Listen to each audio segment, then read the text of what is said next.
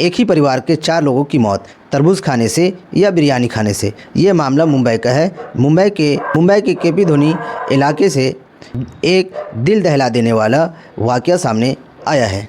बताई जाती है कि एक ही परिवार के 4 लोगों की मौत हो जाती है। उसकी वजह बताई जाती है बिरयानी या तरबूज खाने की वजह से। लोगों का बयान है, दावत हुई, सब लोग मिलकर खाना खाए, खाना खाने के बाद बाकी रिश्तेदार चले गए थे। उसके बाद इन लोगों ने तरबूज खाई। तरबूज खाने के बाद उन लोगों को लूज़ मोशन और वॉमिटिंग होने लगी।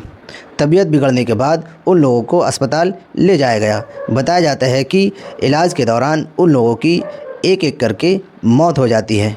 मुंबई प्रशासन का कहना है पोस्टमार्टम के लिए उन लोगों का ब्लड सैंपल और जो चीज़ उन लोगों ने खाया है उनका सैंपल फॉरेंसिक रिपोर्ट के लिए ले गए हैं। मामला कुछ भी हो सकता है। इसमें अभी कंफर्म तरीके से नहीं बताया गया है मौत की वजह क्या है। ज़्यादा जानकारी के लिए आप हमारे चैनल पर बने रहें। हमारे चैनल को सब्सक्राइब ज़रूर कर दें और पेज को फॉलो कर लें ताकि आपको हर वीडियो की नोटिफिकेशन मिल जाए। और वीडियो को लाइक कर दें और शेयर ज़रूर कर दें।